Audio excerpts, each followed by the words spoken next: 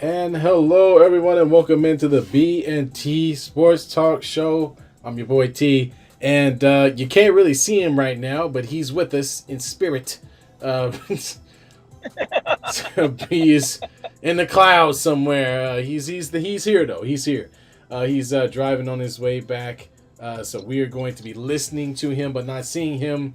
And we want to also let you know that he is safe and is driving safe because he is using a hand-free device. All right, so let's get to the show. B, how you doing, man? I'm good, man. I'm good. Weekend was good. I think we got some pretty good games that took place.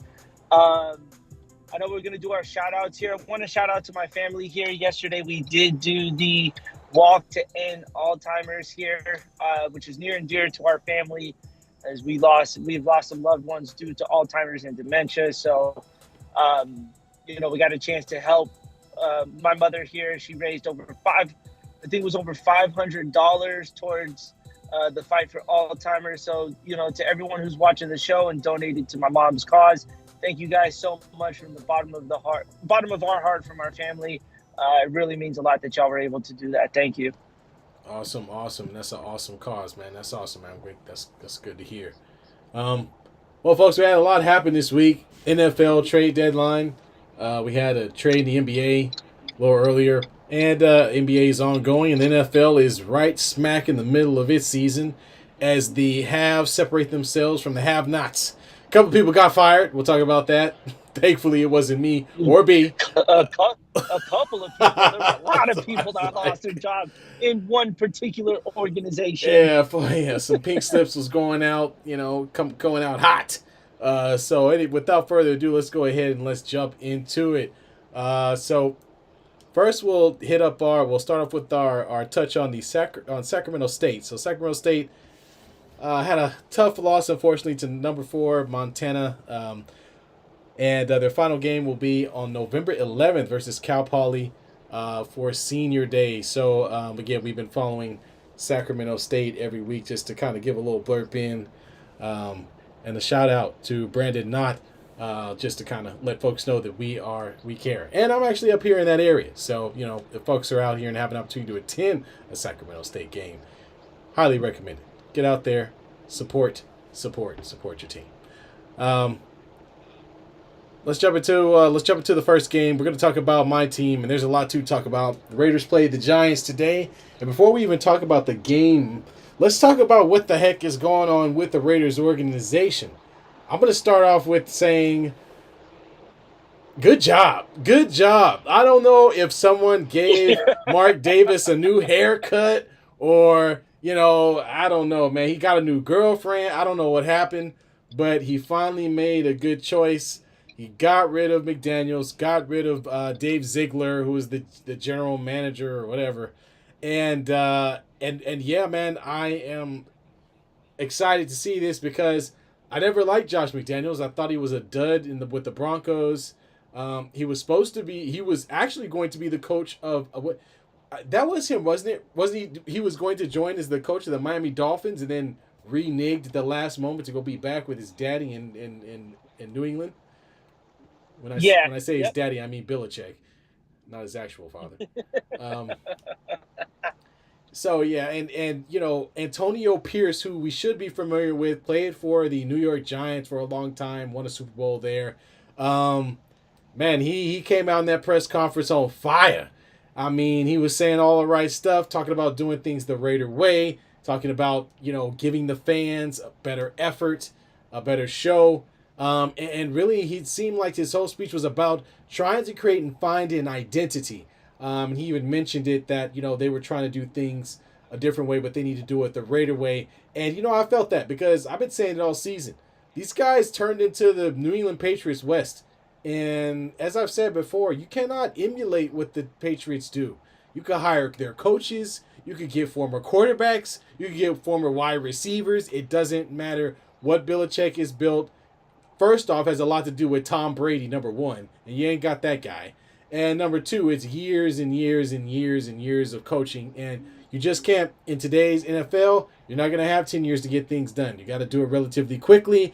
Josh McDaniels found that out extremely quickly. The guy was only coached for what, 8 games? So, Just about 8 games. Yeah. oh, and now he's in the unemployment line. So I'm glad to see it. I want to see something new. I want to see some excitement. I want to see the Raiders go in a direction and pick a direction and stick there. I do not want any expatriate coaches. I've already said that. I don't like them. I don't want the Patriot way. This team needs to form its own identity. Thank goodness. B, man, I know you heard the news. I mean, what did you think about it? I mean, I'm excited. But what did you think about the change? I mean, well, I know you're excited because you've only been calling for it since even before and during the season, and even last season as well. Yeah. It was the right thing to do. The team just wasn't going anywhere. I know a lot of the fault was on Jimmy G. And Jimmy G really has his best football. But let's put it like this: Josh McDaniels was nothing without Tom Brady. You know, you put a great point. That Patriot system was only good because of TB12 there. Right. Outside of that, a lot of the coaches that came from the New England way haven't really fared too well, to say the least. No, not at all. And that was in full clarity for the Raiders here. Absolutely. Mark Davis did the right thing. The only thing he didn't do was fire himself. That was the only thing here. It's the owner. You know what I'm saying?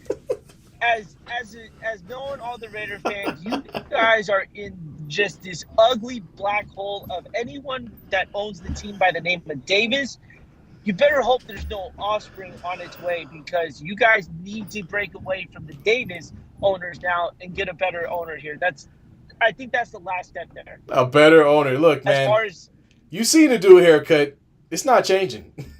No. I mean, he'd make the Three Stooges happy with that kind of haircut. You know what I'm saying? Yeah, man. Yeah. If the doll from Chucky was a real person and had a normal job, that's exactly what he'd look like. I mean, it's that haircut, man. No, it's not good. Now let's get to the coach. He did say all the right things. Yeah. But I know a lot of Raider fans have heard each coach say the exact same thing over and over. Now, today is a good win. You played a very bad team, and this was the perfect way to get back on track, is to beat a team like this. We talked about it during the pre-show here.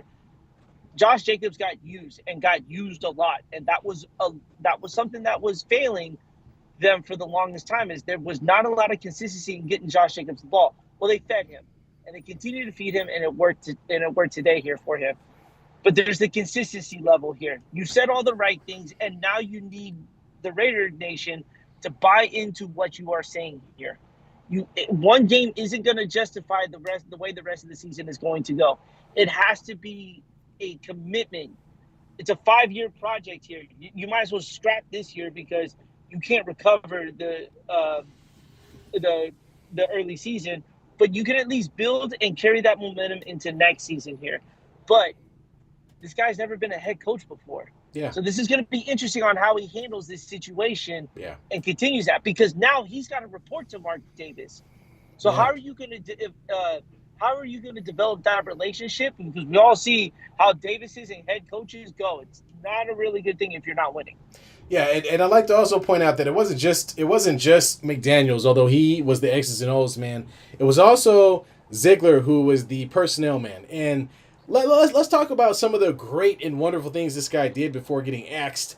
One was they paid Winfro, right?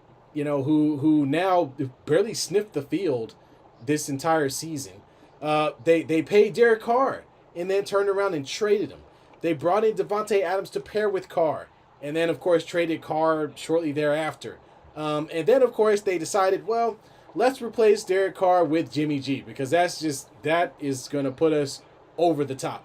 Some of these decisions that were made personnel-wise, even with Darren Waller leaving, him taking off and saying, they traded him as well, who was one of their biggest threats, offensive threats in the previous season. A lot of the personnel moves made by the Raiders seem kind of stupid, and I'm not the only one that noticed that. I'm sure most Raider fans would wonder, well, why are they getting rid of Darren Waller? Why did we give Winfro all this money or sign him and then turn around and not throw him the ball or even put him in the game? You know what I mean? And then, now all of a sudden, oh, we're going to get Devontae Adams. Yay, we're going to put him with Derek Carr. Nope, never mind. We're going to trade Derek Carr. And I just think the decisions make it seem, or they look a lot like nobody knows what the hell they're doing. It didn't look like they have any real direction on what they were going to do next. And that really came across in some of the decisions that they made. Yeah, and so now it's in search of a GM. So who do you find as a GM to really elevate this? But I don't know if you heard, but there are rumors and speculations because of this of what's going down in Michigan with Jim Harbaugh. He may leave and could possibly be a pretty good candidate to come in and coach the Raiders. Yeah, I mean Harbaugh. We'll see how well. I mean, Michigan's obviously been doing pretty good this year. We'll see how he ends the season. I mean, yeah, I mean, there's an opportunity for him to come back. He's definitely no nonsense, smash mouth kind of guy. I think he would make sense as a Raider coach. Of course, we'll look at the rest of the season under Antonio Pierce, see if there's an opportunity for him to slot into that slot. But we'll see, man. There's gonna be a lot of speculation this offseason. I'll just put it like that. I mean, Vegas, the Raiders, they suck, but you also have to know they're the Raiders. They have a lot of fans, and they're playing in Las Vegas. So this is still a pretty good job for an NFL coach. So we'll see how it plays out. But let's talk about the game a little bit. You talked about earlier about how the Raiders made the choice of feeding Jacobs, and they sure enough did. I really felt like when Jimmy G was in the game and they were trying to do the whole Patriots thing, they were throwing the ball a lot, and they just don't have the talent is not there for them to throw the ball 50 times a game. They ran more than they threw this time around. Josh Jacobs got into it, 26 carries, 96 yards, 2 touchdowns. They really played off of him for this game. And I think that's a great way to settle your team, especially when you're struggling offensively, is to find a way to run the ball. And that's what they did. They found a way to run the ball. So kudos to the coaches for doing the simple thing. And I felt like that's better than doing what they were trying to do under Josh McDaniels, which was the complicated, let's turn us into the Patriots overnight thing, which wasn't going to work anyway. Yeah, and now you have to find a way to make Devontae Adams happy. Yeah. He's clearly upset with being a Raider. So now how are you going to get him motivated to be a part of the offense here? I think, getting Josh Jacobs involved was great. It got the offense moving.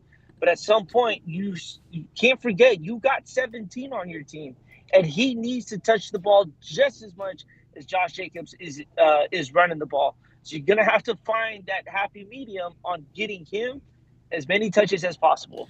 Yeah, I'm just going to call a spade here. Aiden McDaniels is going to start the rest of the season.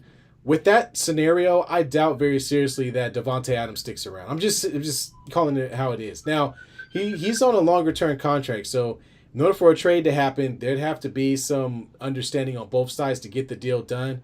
But the Raiders are in a mode where they're kind of starting over a little bit, and we have to wait to see what happens in the offseason. Maybe they get another coach and then try to get another veteran quarterback. I don't know. But if I'm Devontae Adams, I'm going to be watching all the moves going forward very, very closely because he could very well be on a contending team right now, competing to get into the playoffs instead of being on a meddling team that doesn't know who their quarterback is from week to week, and has pretty much changed their entire regime and the leadership overnight. So that's not a place you want to be when you're a veteran player who's on the tail end of your prime. You want to be able to take advantage of your prime and get as much as you can and play for something. And so that being said, man, Devontae Adams, in my opinion, probably out of the door in the offseason, man. Yeah, probably. I don't see him lasting that long there. Yeah, I think he's going to want to trade, seriously. All right, well, let's move on to your team, who you got to be excited about. We're talking about the Ravens, who played a very good Seahawks team today, and they smashed them. They completely smashed them. And this is coming off of them completely smashing the Detroit Lions, another team that actually was playing very well up until that point. Man, so I mean, this is the second week in a row where your team has showed the capability of not playing down to their competition, but instead, well, actually, no, I won't say that. They're playing two good teams. So this doesn't disprove that at all, B. You guys played a good team and you won. But next time y'all play a bad team, y'all might end up in a close game. That's usually how the Ravens play. But that being said, man, what'd you think of this game? How do you feel about your team now? They're sitting pretty. What are they, 5-3 right now? No, excuse me, 7-2. Excuse me, 7-2. So they are amongst the best teams in the AFC. Yeah. How you feeling? I feel great about it, man. This is the consistency that we were looking for. Again, another game by Lamar Jackson with 0 turnovers. Now he only threw the ball 160. He only had 160, 180 yards Yeah, throwing, 187. but Yep. that's okay because the running game is starting to develop. I swear, I feel like I got to badmouth Gus Edwards every week, and he's just going to start turning into an absolute monster here. I think Gus Edwards is kind of taking it a little personal that the Ravens were thinking about going out and getting a running back, and he's showing to them that he is their running back to go to. And I think that's a good positive sign to see here. I'm really not worried about the passing offense because of the way the running game is in motion. So we see what the threat level of that passing offense can be. Lamar had a game for throwing over 300 yards. So the passing offense is there, but allowing this running game to develop, and I'm telling you, man, this defense is getting better and better every week. This is the second straight week they did not allow a team to get into double digits in regards to points here. Um, Dude, they just look dominant on every snap on the defensive end here. Barring any injuries, and you don't want to see any, this could end up being one of if not the best defense in the league. Wow. And I'm sorry to say Wow. to everyone, Wow. the Ravens the Ravens are proven a point to be the best team in the NFL right now. But Oh my and I would gosh. say You they're hear this, maybe folks? behind the Eagles. You're hearing it right here. Of course, there's going to be the fall off, Yeah.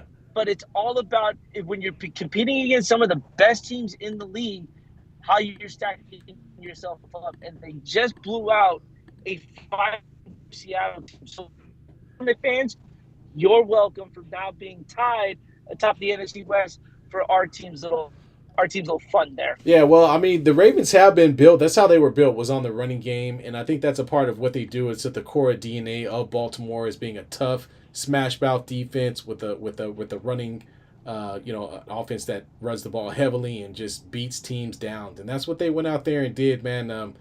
Oh my! I think they had nearly 300 yards in rushing here. I mean, it's ridiculous. They had 138 from Keaton Mitchell on some big plays, 60 from Lamar Jackson, 52 from Gus Edwards, and 40 from Justice Hill. So wasn't really a need to throw the ball a lot. Your defense was doing its job, and you were just ramming the No, ball down their throat. So good, kudos to them for doing that. Now, a lot of are they the best team? I mean, that remains to be seen. They play two good teams, and we'll see if they continue to elevate. And again, B, this is the key: not play down to the competition of the teams that are somewhat beneath them. So when it's been time for that's them going to to, be the big yeah, key there.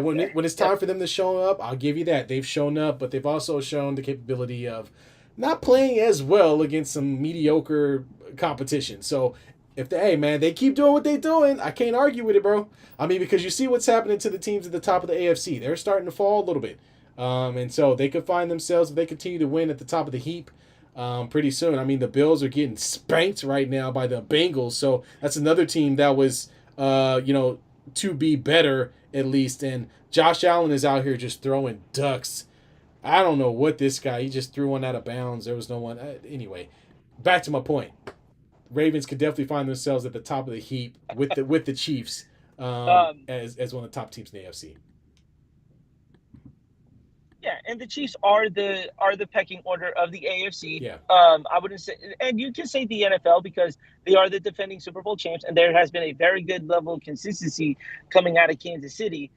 But this is a team that is kind of being built to meet up in a potential AFC Championship game to do that. Now, Cincinnati is also playing their best football right now because they're putting it to teams right now, to say the least here. Yeah. They went to San Francisco. They put it to the Niners. It sounds like they're putting it to the Bills right now. And that's a team that started really bad. We both know that they started ugly. Yes. They, Um, So it's They a team did. to it's a team to watch out for. And the Ravens do see them one more time, and that game is fortunate to be in Baltimore, but that might decide the AFC North. Who knows? Yeah, this is, since he's 4-3, Baltimore 7-2. Yeah, that the showdown definitely is going to dictate a lot, especially if the Cincinnati Bengals can continue to stay healthy and play at the level they've been playing at recently. So Yep, absolutely. let's look at some other games around the league, and we'll talk about some other football topics. We're going to start with a game that we watched, was a very good game: Cowboys and the Eagles. The battle in the NFC East, between, well, the two best teams in that division. So the Eagles came out victorious, 28-23, but it was a back and forth contest, points all over the place. Your boy Dak Prescott, 29 for 44, 374 yards, and 3 touchdowns. And then on the other side, Jalen Hurts, 17 for 23, 207, and 2 touchdowns. Dak was out there trying to win this game by himself. They didn't run the ball a lot. Let's just put it like that. This was mostly a throwing game. CeeDee Lamb, 191 yards receiving. I mean, good grief. So the ball was really thrown around a lot, but the Eagles' defense, and especially that front line, they were gobbling up Prescott, especially in the fourth quarter where the Cowboys needed one more score to get it done. Got down to 4th and goal, thought they had a touchdown, didn't work out that way because who was the tight end that caught that ball? Was that I'm trying I'm to think who it blanking on was. it I'm right bringing now. on the tight end, but he caught the ball, knee hit the ground. The ball was just outside the goal line, so unfortunately they weren't able to get it. Went on the 4th down, and the Cowboys had a couple more chances, but couldn't get it done. Again, defense really stepped up to get a couple of sacks late in the fourth as well. But man, good game between these two, man. And I guess the question I have is, do you think the Cowboys are legit, or are they still little brother in this division? They're still little brother in that division. Everybody's little brother to the Eagles right now, and I think with all the talk about the Niners being the best team in the NFL, having the best defense, the Eagles are taking it personal right now, and they're finding ways to win these kind of matchups here. That's a very big win for the Eagles against the Cowboys here. And yes, as much as they're the little brother to that, that is a huge win Yeah. to pull off, especially with the late surging uh, final drive by the Cowboys Yep. as well. So for the defense to really bend but not break when it mattered the most here, it's again building steps to get back into the Super Bowl here. So Jalen Hurts, I think that whole team is clicking. They're finding ways to win when it's not pretty, and that's what you want to see. Is when the game is at its ugliest, or when the game is on the line. How is your team going to find a way to win? And the Eagles right now are proven they're finding every way to make Oh. Well, we lost. a very big win. Very exciting game, as you said here. I was thoroughly enjoyed with this. Yeah, absolutely, absolutely, and great comp from both these quarterbacks who went out and got the job done. Especially Jalen Hurts had a couple of throws. I saw one to who was that? Why I said Devonta Smith on the left side of the end Yeah. zone. Ridiculous throw, ridiculous catch, 2 tap, touchdown. So again, these teams, I'm looking forward to seeing them compete more. I think the Cowboys will definitely be a playoff team. But the Eagles, by winning this game, have now given themselves, I think, about a 2-game lead at 8-1, as they have the best record in all of football going at this time. So yeah, Yep. big pickup and big win for them. I can't say so much for that Miami. Just to touch on the Miami Chiefs game, the Dolphins Jesus Chiefs. Christ. So for those that don't know, the Miami Dolphins and the Kansas City Chiefs played in Frankfurt, Germany today or this morning. And it appeared that the Miami must somehow be further away from Germany than Kansas City, because the Dolphins struggled mightily throughout a majority of this game. They tried to make a little bit of a late run. Tyreek Hill did not have the greatest game. And your boy Tua he was throwing that ball, but I'm not sure to who, especially in that first half. He did not look good out there, and I think he threw a pick, but it wasn't pretty. Kansas City found a way to win. Wasn't a beautiful win, but it was a scrappy win overseas. And more and more of these games. I think we got another one this weekend with someone else. Somebody else is going over to Germany to play. These games are kind of. I don't know. What do you think about this? I mean, what do you think is are we just trying to get more folks for internationally to watch the NFL? Is that? I mean, I got to be honest with you. I'm looking in the stands in Germany. Every single person has a jersey, like a brand new jersey, hat, scarf. Is the NFL just selling stuff? Is the NFL just selling stuff in Germany? They need to stop with this whole overseas game. You're not putting a team in London. You're not putting a team in Germany. So stop this. Dude, none of these games have been good. No, they haven't. No team likes to travel that far to go play an international game. You know, the MLB and NBA, they do one international game, and that's it. They're not going every damn week. In the preseason. Dude, the NFL, in the preseason. Yes. Yeah. Nobody wants to see it. You want to do it? Go send teams out there in the preseason. Right. Don't send teams over there for regular season games. You are removing a home game from them. And then on top of that, you are getting bad football because every single player out there is jet lagged and tired for having to travel 11 plus hours to play a football game. Cut it out, man. I'm tired of it. Yeah, exactly. And who knows what type of shenanigans Tyreek Hill got into the night before in Germany. So we don't want him, you want your players to be fresh and you want them to play in environments where you have the best opportunity to win. And this really just seems like a really, really long-winded strategy to try to sell more jerseys or something. I don't know. I really don't know what I know what they're saying. They're saying they want to make it an international game. But truth be told, there are no other countries that I can think of that are playing football outside of Canada and the United States. That's like playing flag football in the Olympics. Who's going to compete from these other countries in flag football against the United States? Yeah, right. Who? I don't. This needs to stop. I don't know. Oh man. I don't know. Such a money-driven move, if I've ever seen one, to get terrible teams to go over to now. I mean, they had a great matchup with these two teams, but why? Yeah, but we don't want to see this match. We don't want to see these two teams of this caliber playing overseas. They should be playing on stateside in Miami or in Kansas City, so that it can be televised for everybody to watch. That is one of the premier games of the season, and it kicked off at 6:30 in the morning. It's stupid. Yeah, and people I'm not waking up that early to watch football. I'm sorry, man. That's just living in Hawaii. That'd have been 3:30 my time. Get out of here with that. Yeah, exactly. Well, the NFL they need to stop, man. Stop it. Let's get caught up on the chat. We got Mama Birdie in with good evening, boys. Good evening, Mama Birdie.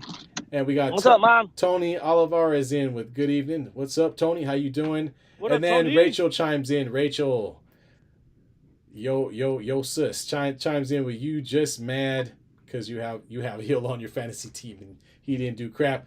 Rachel, I that's probably what it is. I don't know why. I mean, is there a way we can hack the computer and give B a loss? Because I think he's on his way to another win. I'm starting to get tired of it. I'm not. Quite frankly, I'm not even mad about Tyreek Hill because whatever. The rest of my fantasy team went off. So it's not that upsetting that he had a piss poor game. Yeah. Because I had a tight end, I'll score everyone. Speaking of fantasy, me and Rachel are going head to head as we speak. We're about 3 points apart with a couple more players to play. So. It's going to be interesting to see which one of us comes out of this alive. Yeah, but we'll see how it goes. So anyway, yeah, man. Let's. I want to jump into some other things in the NFL. We'll talk about trades. So the 49ers trade for Chase Young. What? First off, can we stop with this? Didn't they trade for somebody earlier? Like in the what is it? What is this? Why are people giving their best defensive players to one of the better defenses in the league? What are the Commanders thinking? I don't know. They're thinking we could get a bag of chips that are expired, and that's exactly what the Niners gave them. And then all of a sudden, now they have these the second overall pick from 4 years ago. What in the hell, man? You don't do that in your own conference. I don't know, man. I mean, they said we don't care about our season, so let's go ahead and give away two of our best defensive players one to a bad team, the other one to one of the most contending teams in going for Yeah, a but Super Bowl. it's Like, not. come But it's on. not like the Commanders were playing that bad. I felt like they were a team that was at least making some strides towards being at least some 500 ball club. But to take your young talent and just give it away all of a sudden halfway through the season, Literally. I don't understand that. Like, I don't get that at all. Why not just make the play, get through the rest of the season, and then go from there? And I don't know what the move is about or what they plan to get out of it. But I didn't like the moves at all. I mean, they go Chase Young to the Niners. Which, why are you trading it to the Niners? You traded Sweat to the Bears. Why not do that? Or give it to some team who is not going to do anything. And then a 3rd round pick for Young, a 2nd round pick for Sweat. Who are they going to pick in the 2nd and 3rd round that are going to be equivalent to these guys? Seriously. Yes. I don't get it. That blows my mind, man. When I got the news breaking update on that, I threw up in my mouth profusely because I'm like, dude, they don't need help anymore. Yeah, let them struggle. What the hell? Oh man, I guess it was like the rich get richer, huh? That's what we're doing. Oh man. Well, Montez Sweat's going to be in another team in another 2 years anyway because the Bears aren't going anywhere, and I doubt. Well, I won't say that. Justin Fields might, he might, come back and make something happen. But just the optics of it for the Commanders, who, after they pretty much went through an entire identity crisis, probably not the best time to go trade away some of your talent. I don't know.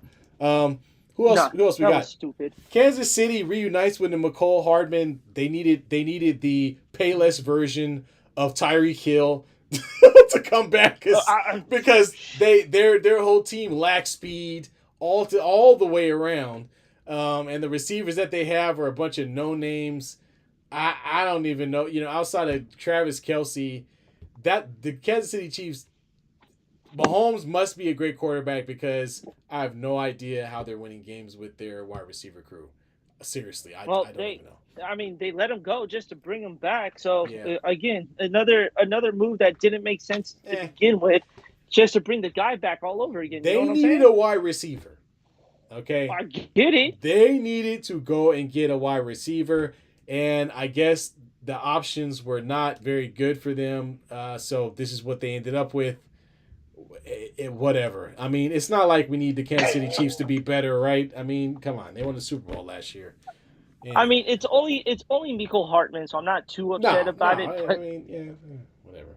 It could have been a lot worse for all of us to say. We'll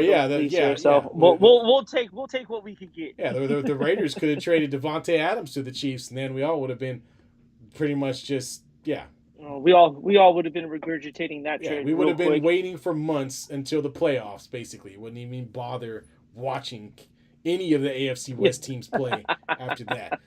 Seriously, but let's talk about Charlie Villanueva. I mean, Josh Dobbins. Who was picked by Dobbs, excuse me, who was traded from Arizona to Minnesota, shows up for the game today, and the man balls out.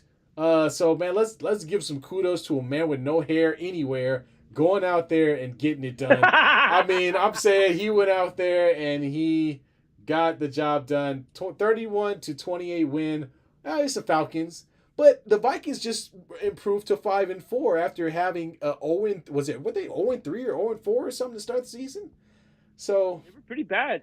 So I mean, you would think that Kirk Cousins goes down with the injury, and it's like, oh my God, the sky is falling in our brand new stadium. But no, Dobbs comes in after Jaren Hall. I don't know why the hell that guy was out there. And goes 20 for 30, 158 yards, 2 TDs, gets the winning touchdown. I'm telling you, man, this kid deserves a lot. Dobbs had 7 carries for 66 yards and a touchdown on top of that. So he himself had 3 touchdowns with over 200 yards in offense. This guy should be a legitimate starter in the league. Get this man a contract. Get him in the uniform. Keep him in the uniform. Tell Jaren Hall or whoever the hell this guy's name. Tell him to kick rocks. And Dobbs needs to be the starter for the rest of the season. This is the type of kick in the butt that the Vikings needed after being given some of the worst news they could have gotten in the loss of Kirk Cousins. Yeah, and this may help keep the Viking season on track because we were all wondering what would the season be like after losing Kirk Cousins. This could be a blessing, and he's been playing good football all year for a very bad Arizona team. So you give him a little bit of talent, we can see the potential in him, man. Yeah. So this was a good pickup for the Vikings, and this is a good match for Dobbins to really to earn a starting position somewhere. And who knows, it may even be in Minnesota. Yeah. No, absolutely, absolutely. I mean, the Kirk Cousins experiment has gone on for a few years now, and they just haven't been able to get it done. If they can get all on board and get this young quarterback some snaps, yeah, no, the Vikings are a talented team, and if he can help propel them up, with some new fresh blood, new leadership, maybe that gives them the edge they need to get to the next step. All right, let's. And Dobbins, real quick, man. If you need some eyebrows, man, mine are looking a little thick. I could hook you up with some Man, Dobbs don't if need needed nothing, here. bro. He don't need I, nothing. The no man, facial the man is expression. smooth. He's too smooth. That's right. That's they will change his name. Change his name to Josh Smooth because he's that smooth. Let's get back to the comment section. So we got Rachel chiming in. What do you mean the Niners lost 3 in a row? There hasn't been any pressure on the QB. We need all the help. Yeah, I think the problem is the pressure on your QB. That's kind of been the issue. Is trying to figure out how to protect your own quarterback. Hopefully they get that done. And then Mama Birdie with I agree with Rachel. And then Rachel with Joshua Dobbs' eyebrows are on point because he doesn't have any. That's right. The man is out there looking like a thumb, He an look absolute thumb. What? He's looking like a thumb. Come on, man! Don't do him like that. What are those cats with no hair? What are those called? Hairless. Yeah, I don't know what that A hairless cat. He's Yeah. looking like a hairless human right now. Oh man. All right. Well, let's before we get too off topic. Well, actually, I guess we're gonna transition. Do you want to hit anything else on the NFL before I jump into the worldwide, the NBA? Let's get into the NBA. I think we hit it all Let's for the jump NFL. into the NBA in its early beginnings. Only a few games. I think we got 5 or so games in the book. And we'll start off with the Golden State Warriors, who have actually been pretty good. I think they're 3-1 for the week. They've actually the experiment with Chris Paul has paid off so far. Your young guys aren't looking too bad. Curry's still doing his thing. I mean, how do you feel about him? How do you feel about him right now? The regular season here, and you can see the team forming its identity. I've been a fan of the bench. I think the only person who's really kind of needing to pick it up is Sarek, but we're not really too concerned about that there. He's playing in a role that really doesn't work for the Warriors when it comes to big men, to say the least. You're just seeing GP2 has a new second life in him after he's fully recovered from the injury, and he's looking like the GP2 that we had during the championship run. Moses Moody, and I keep telling you guys this, and I'm going to keep saying it, is showing the most upside into year 3 of being a professional basketball player. He has been doing so much for this team that no one talks about from the defensive end. He had a chase down block in the Sacramento series or in the Sacramento game earlier this week. And he's hitting a lot of open jumpers. And there's a lot of trust being built between him and Steve Kerr because we all know Steve Kerr does not like developing young talent. Yeah. He really doesn't. And Jordan Poole was a clear example of absolutely. it. But the steps that Moody is taking is giving him all the trust for him to continue to stay on the court with big minutes. He had the little hiccup on the road when he was supposed to have a backdoor cut to Draymond. Draymond ended up throwing the ball out of bounds and proceeded to throw a hissy fit because of the mistake there. But those are things that are going to come. Every team has a missed backdoor cut all the time here. Yeah. You just don't have Draymond on the but team. Overall, look, 4-1. Oh yeah, Almost eclipsing the amount of wins we had on the road already here. So they do have a tough test coming up. They are going to see the defending champs on the road. That's the measuring stick there. As the 2 previous champions will face off how are the Warriors going to measure themselves? Because they got to go through Denver in order to get to the. If they want to get to the finals, that's the team that they're going to have to get through here. So it's going to be a good measuring stick. But so far, I'm liking it. Yeah, man, I think you're looking at a team that feels a little bit more rejuvenated. I think the CP3 is really helping out with getting the young players involved. And as you mentioned earlier, is probably doing some of what Steve Kerr has struggled to do with Moody and Kuminga by getting them in good positions to make easy plays. So hopefully that continues. Mm-hmm. It's going to make it a lot easier for Steph Curry, who has had to put his backpack on a few times this season, but is still playing at an all-star level. Klay Thompson has kind of been up and down. MVP. Yeah, okay. Klay Thompson has kind of been up and down, as he will kind of be throughout the season, and same way he was last season.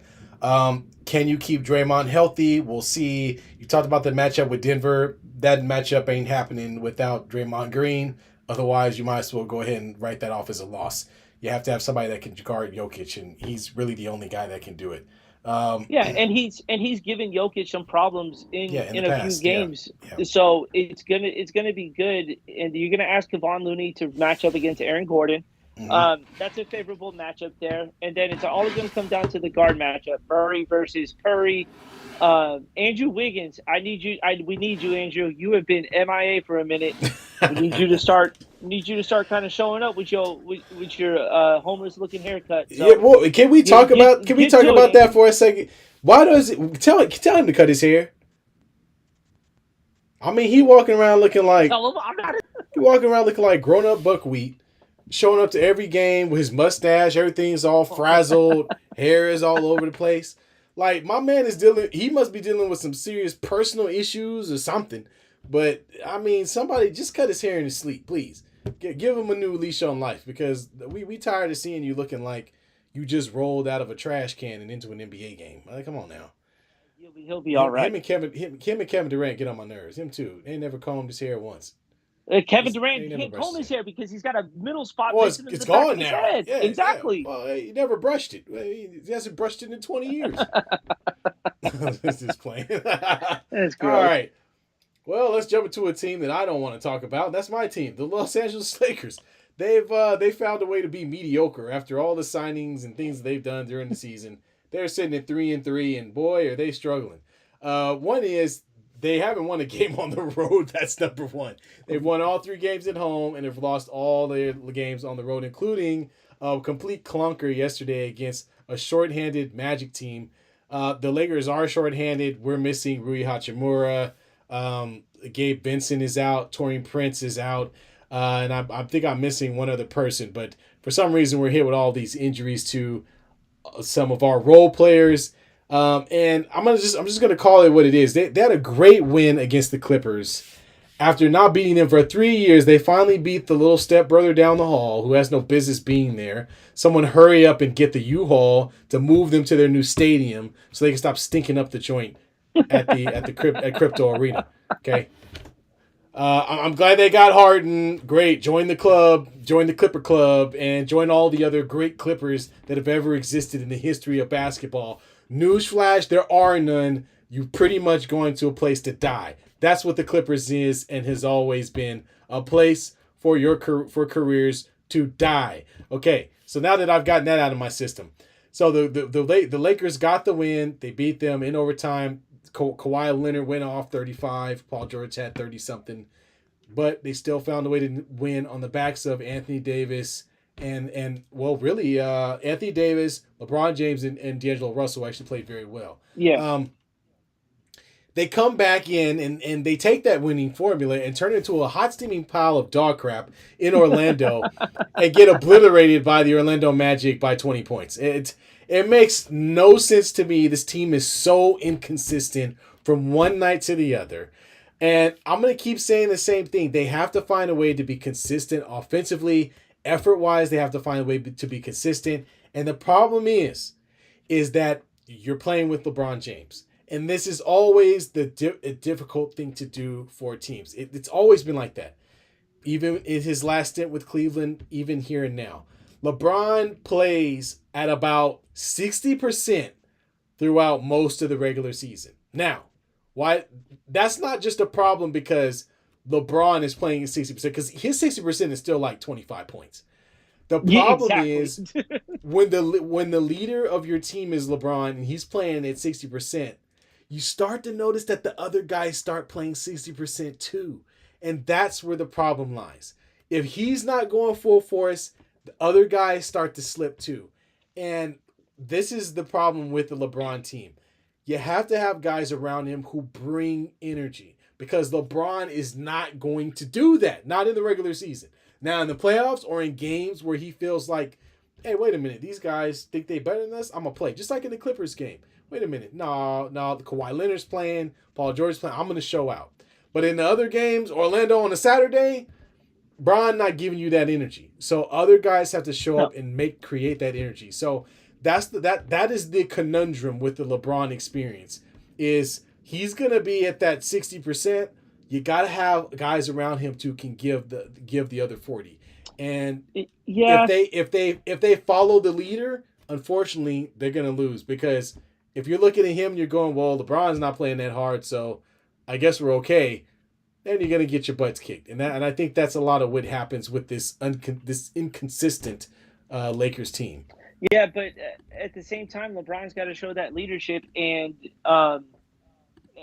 take it to 100% on every night It's because not we even all. play 100% every I night, know, dude. but It's not that's what I'm happening. saying though. So I'm gonna make the comparison right now.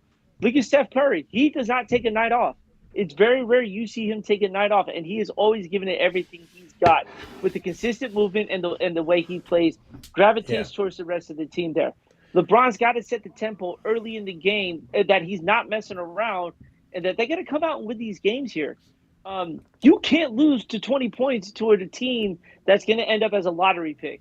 You can't do that, especially with all the pressure and all the media attention on this Laker yeah, team. There's no excuses here. Last year, the Warriors were awful on the road, and they had their starters most of the time here. There's no excuse right. for losing games here. You guys got to find a way to get these victories here in order to build momentum as the season goes on. You're going to see what happens if you continue to lose games on the road. You are not going to recover from that, and it's a very difficult season to do because you're dreading having to go out there knowing you cannot win on the road. Yeah, and I know a lot of the burden was put on AD the first few games, but AD has played great these last 3 games. He's played well. Again, it really is just about the energy in the room and being able to match energy with one another and creating that synergy within the team. And it can't be that way if LeBron is going to be the one holding the ball for 10 seconds. They have to find ways to create an offense that works. And unfortunately, they're struggling to do that. So we'll see how it goes. I'm I don't, loving I it. don't, I'm I'm not that loving it. worried about it because they don't have their full team. They got to get the full team back. Honestly, I'd be they can't do it anymore, but I'd be happy if they could find ways to play games or get more minutes without LeBron in the game because you need those other guys to develop some of that chemistry and make some things happen because right about now they're not they're not they're not vibing. They're basically being tugged along right now, but they have to wait for LeBron to play harder or wait for AD to go for 30, and they really don't need to do that. Austin Reeves has been miserable. He hasn't been that great. D'Angelo Russell is going to continue to be kind of inconsistent. And again, they have to find ways to play with each other and create energy for their ball club. So there's no energy in the ball, as Phil Jackson would say. So it's just a lot of one. They play a little bit too much 1-on-1, but we'll see how it goes. Yep. All right. So next we got, oh yeah, we got your boy KD showed up and tried to play defense, man. So the Suns took on Victor Wembanyama and the Spurs 2 straight games. Now, the end of the first game, let's talk about that because I know this is going to put a smile on B's face. They were up and, they were up by 1. And they didn't ball the ball to KD, who I'm assuming is thinking he's going to get fouled. There's only like 2 or 3 seconds left. Gets ripped. Rips the ball out of his hands. Goes up for a layup. And pretty much from there, the game is over. That was bad. That was awesome. That was, I think, did Devin Booker, I don't know if Devin Booker played in that game. He might not have, but he did play in the next one. Well, first, before I move on to the next game, so B, did you get a chance to see the ending of that game, man? What did you think about your boy KD? He was acting like he wasn't going to be, that they weren't going to be pressing him uh, to turn the ball over. Yeah. Dude, the way he had that ball out there was here, take me at it was written all over it, and they proceeded to do that. And then instead of having a hard foul and not giving him an easy layup, they gave him an easy layup. Yep. To say the least there. But let's just put this like this here: when Wembanyama stands next to Kevin Durant's not a small dude. Kevin Durant's just about 7 feet. Yeah.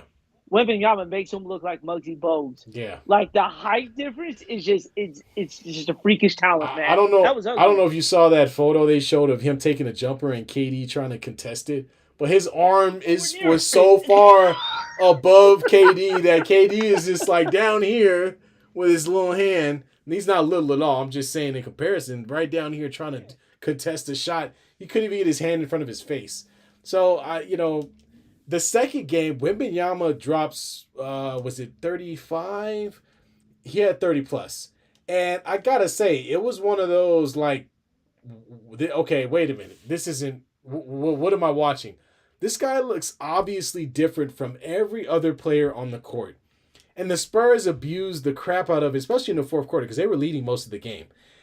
I mean, they basically were calling for switches, and Wembanyama just ran to the middle of the basket, and they just threw the ball up there. And he would just catch the ball and calmly lay it in, or catch the ball and, just drop it into the hoop. He had one where he caught the ball and shot, knocked down a jumper at the free throw line. I don't know, what are you supposed to do with that? He had one where he crossed over Eubanks, got to the 3-point line, pulled up for three, and cashed it. This guy's 7'5". I mean, what in the world am I watching? It looks weird, dude. It looks absolutely insane. The more we watch it, the more it's like, dude, this guy is something else here. And again, we only got a small sample size when he was playing overseas. Yeah. They really didn't show a lot of his games. He barely played in the summer league and didn't really have much of a preseason. Yeah. So for him to do what he's doing right now is unbelievable. But let's not take away the fact that the Spurs just beat the brakes off the Suns, and the Suns had two of their best players on the court with Devin Booker and Kevin Durant. We talked about it earlier here. They are relying on 3 scorers to carry them to a championship. That bench unit is awful. There is no production coming from there. And that's going to be a big problem here because they relied on Kevin Durant in the first game, and it almost got them a win. But when Devin Booker was back, they looked absolutely in cahoots and got their asses handed to them. So the Suns really need to take a look into that. Bradley Beal's going to come back, but how are you going to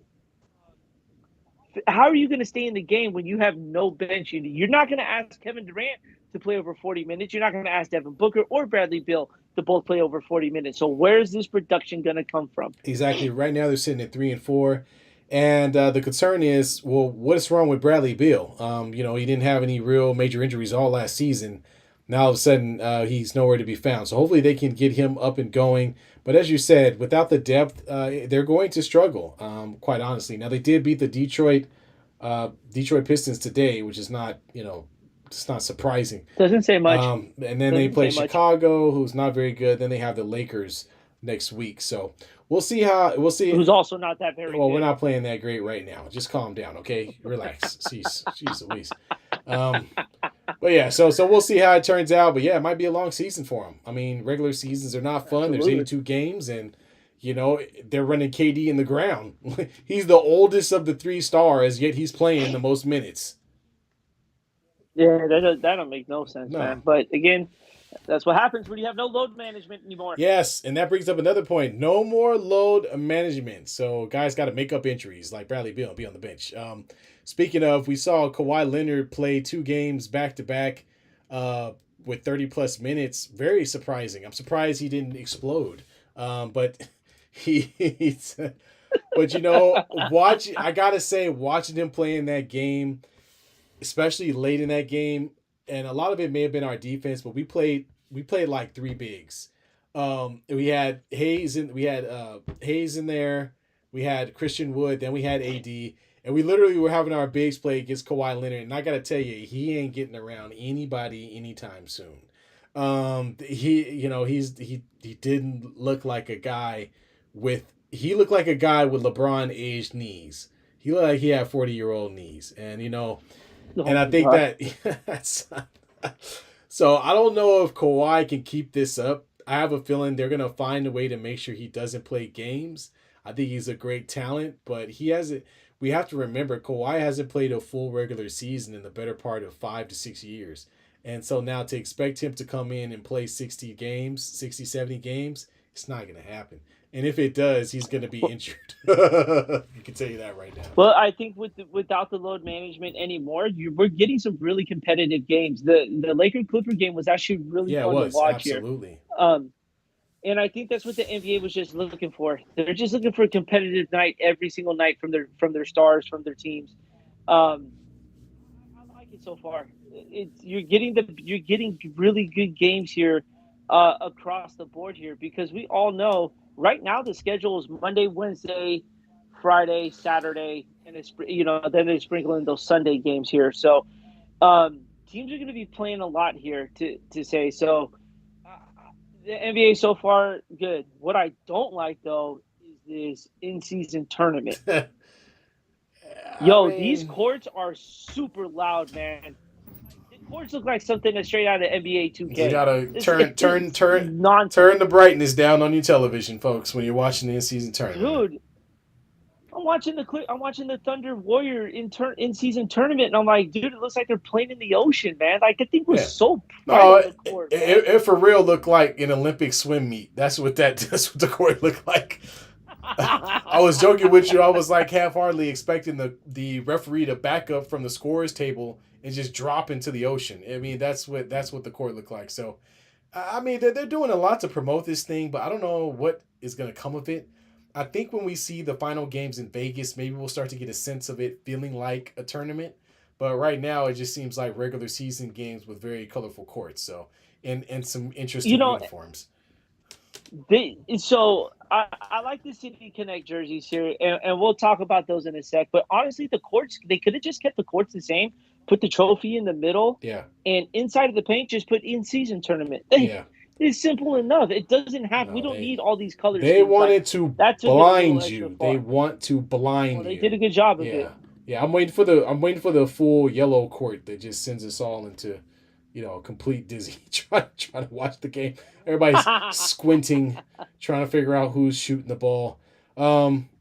Yeah, and then so let's cover some. There's some other stories in the NBA we want to jump into. One is we talked about the James Harden trade, which is hot garbage. Let's just start there. James Harden is not gonna, what's he gonna do? Kawhi is not gonna play 50, maybe play 50, 55 games. He's gonna be in the same position he was with the New Jersey Nets. And I just don't, or excuse me, wow, that was a flash in the pan. The Brooklyn Nets I know, right? flashback. And I don't see this being a situation where this team is going to be able to figure out or be healthy enough to be on the floor to compete the way they think they will. Now, I will say they've got a good coach. They've got plenty of stars on their team, but I don't know, man. I feel like James Harden, we've already talked about it, is just not. He's not the guy. It's what he said in the press conference when they introduced him. I'm not figure out the system. I am the system. What does that mean? Your system has not worked for the entire time you've traveled across the NBA. He has started in the Midwest, found himself in the South with Houston, went to the East Coast a couple of times here, and now is far west. Like he is putting more frequent flyer miles than most businessmen do on a week to week basis here, to say the Yeah. least.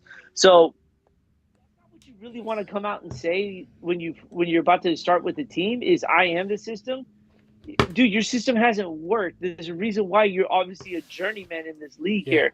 I really would have just kept my mouth shut and just said grateful for the opportunity. You better back that up now.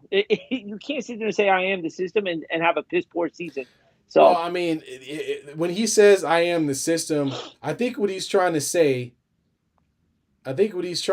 is that he's going to play for about, up until about the trade deadline or so. He's going to get to the playoffs. They're going to lose in the second round, and he's going to demand a trade next year. I mean, because that's the Yeah. system. That's been what he's done for the past few teams. There's nothing about what he's done that tells me that he's gonna come in and offer some type of leadership or offer something that's gonna help. He was literally one game away from playing in the NBA Finals last year, and now he's ready to quit on that team. He pretty much quit on that team altogether. So there's no loyalty there. I don't see the point of it. It's a waste of time. Get the guy out of here. Get him out of here. It's over. Your career's over. At least Russell Westbrook had the sense to come off the bench and find a way to contribute.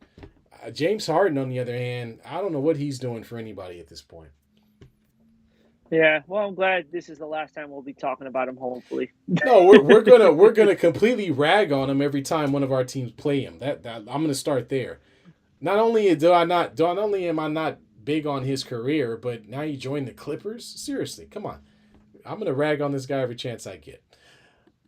All right. Well, we're gonna move over to I don't know what the.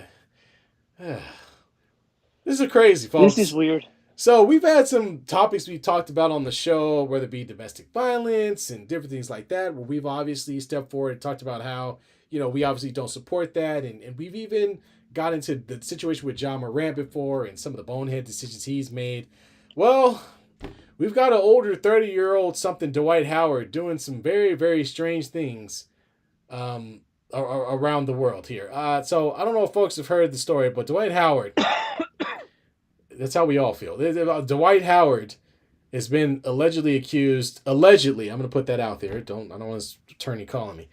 Accused of sexual assault of a man from some man in Atlanta who I guess was gonna hook up with Dwight Howard. And no, we're not making this up, folks. This is legit. Apparently he's having some relations with said person, and some of what was done was against his will. We'll just put it like that. This is a crazy story. And although I've heard rumors of Dwight Howard before, he played for the Lakers for a while, this is definitely the cat is out of the bag. Now, Dwight Howard is not challenging that it didn't happen, but he is challenging that it was non-consensual. And that's as far as I'm willing to go with it. This is rough. This is bad. What is going? Hey, did he try out for the Warriors earlier? He tried out for the Warriors, and the Warriors said, "Nah, we're good." And it looks like we know the reason why now. It's not because of his talent. It's because he could be in San. Were they gonna put him in San Francisco? No, obviously I couldn't believe it when this story broke out. Dude, it got to the point. The guy who's doing the sexual allegations said that he was joined by a man dressed as a woman who identified only as Kitty. The guy tried to resist the two men, but Howard and Kitty forced him to participate in activities here. Yeah, don't get into the details, what please. What the world is happening here? I'm dumbfounded. Like, I swear to God, the NBA has a different way of just publicizing themselves in the worst. Well, he's out of the NBA, so let's start there. He's not in the NBA. He hasn't been in the NBA for a couple of years. He was trying out for teams to get back into the NBA.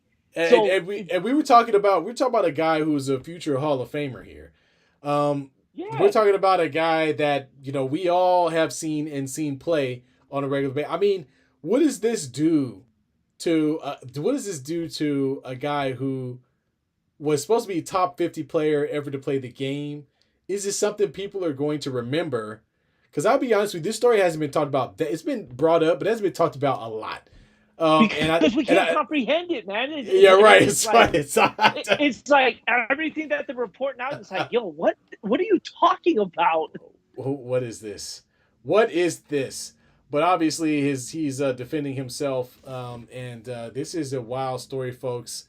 But as I said earlier, when it's time to put this guy, do we ever see Dwight Howard stand on the stage to accept his, Hall of Fame, jacket or whatever? I mean, what do you think, V? Does this have any effect on? You don't think so? No, it has a huge effect. He's not getting no jacket. I'm dumbfounded by this. And like it's really disturbing to read The some of the details, allegations yeah, that came yeah. out. We're not going to get into details. I mean, even just saying what um what Harper claimed as a man dressed as a woman and what they were trying to do, like that for me, Yeah, it's a it's lot. a very uncomfortable feeling It's to a say the lot. least Yeah, here. it's a lot. Oh man, well, It, mates, you yeah, talk but about your dirty laundry being aired out. This is bad. I don't think I've ever heard of anything like this publicly before, and so yeah, Dwight Howard on site is people gonna be questions, Dwight, yep. questions, lots of I questions. mean, there's that was one hell of a way to come out God, with your don't. sexuality. I'm dumbfounded by that. I was like, holy God, man, take it easy. Yeah. Yeah, and to be fair, like I said, there have been rumors of some of his escapades before, but now everybody They're full knows. fledged now. Everybody No, we knows. all know now. Yeah, absolutely, man. Well, good luck with that. Well, we're getting towards the end here, folks, but we want to make sure I want to cover the fact that and Mama Birdie shouted it out earlier. The Texas Rangers won their first World Series. championship Yeah, in congratulations to the history. Texas Rangers. I'm sure they were losing their mind out there in Texas because they do everything Oh, I larger in bet it. Texas, to say the Oh least. yeah. Um, There's a lot of gunfire that night. A lot of gunfire.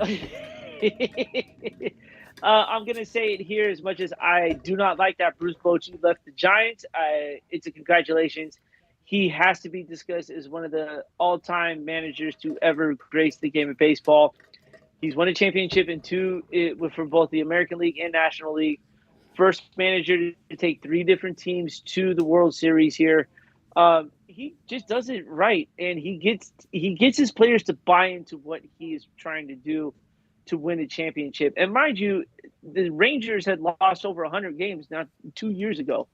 They were not a good team. For him to turn them around in one season and get the max out of his players, it just screams volume to what these guys are willing to do for their coach when it comes to winning a championship. So kudos to Bruce Bochy. As much as I don't like saying it because I am a Giants fan and watching him leave, well deserved here. Just next time you're going to talk about retirement, stay your ass retired.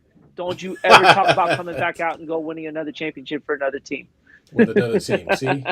Yep. Well, yep. All right. Well, anything else to add, man? I think that does it for me. I think that covers it there, man. I think that was pretty solid. All right. Well, once again, we appreciate folks for joining this Sunday evening. Go ahead and hit the like button for our video. We appreciate it. Hit the notification button. Hit that subscribe button, please. And we're also going to be on TikTok as well. So we got a TikTok on the bottom of the screen. Go ahead. We got our Instagram there. Check us out. We'll be back on Friday for Pick'em Dummies. So if you haven't watched one of our Pick'em Dummies yet, catch us. How do we do this week? I won a couple of games, right? You had hold on. You had Minnesota +3. Yeah, I have Minnesota. I don't think I got. -2. Did I even get that? Yeah, I got that one. And then you have the Monday night game. You have the Jets +3.5. Yeah, there we go. All right, hold on. So I got to see how my teams did. Dude, we're trying to go 3-0, people. I think I got a chance, don't I? Your first 2 covered, so you're just waiting for to see what happens with the Jets. I know. I can't wait. The scores of my games here. I had the Pats -2.5 over the Commanders. How'd that game go down today? Nah, you lost, buddy. Commanders won. Jeez Louise, man. I had the Texans. Who else you had? Texans -3. They won by 2. Lost that one. And then the Rams got their absolute brakes beat off of them. Jesus Christ, man. Oh, my God. 0-3. I'm sorry, B. I'm sorry, man. Hey, I'm pulling for you, though. Hope you get a 3-0 pick'em dummy. Oh, so. Yeah, man. I'm picking the Jets, so I think the Jets got a good opportunity to get it done. If you losing, your mom chimes in with, "I hope you lose in Final Fantasy this week." I don't think you're losing. All right, B, where you at? I'm ahead? dominating my fantasy football league, and Oh I'm my pretty God. Okay. sure. I don't think that was my mom. I think that was Oh, Rachel. it's Rachel? Are you sure? Probably. No, it's your mom. I know she said it, Oh, but I think it was she hopes Rachel. I lose this week. Oh, well, yeah. Well, I don't know if I'm only up by about 6 points against Rachel's team, so we'll see how it works out. I don't know if I'm gonna lose Hey, though. well, I hope it works. I hope it works better than my picks. That was disgusting. Jeez Louise, man. We'll see how. Hey, I mean, Ugh. there's always next week, right? There's always next week. I mean, yeah, I'll keep telling myself that. Thank God I don't put money on this Oh stuff yeah, because yeah, I'd you'd be be broke. broke by Yeah, now. you'd be broke for sure, for sure. All right, folks. Well, I think that does it for us. We're gonna head out. Good evening to everyone, Yep. and we will see y'all Sunday. We'll be dropping our Pick of Dummy show, and we'll be back next Sunday, same place, same time, 6:30 Same time. Pacific on Sunday. All right, folks. Well, until next time, y'all be safe.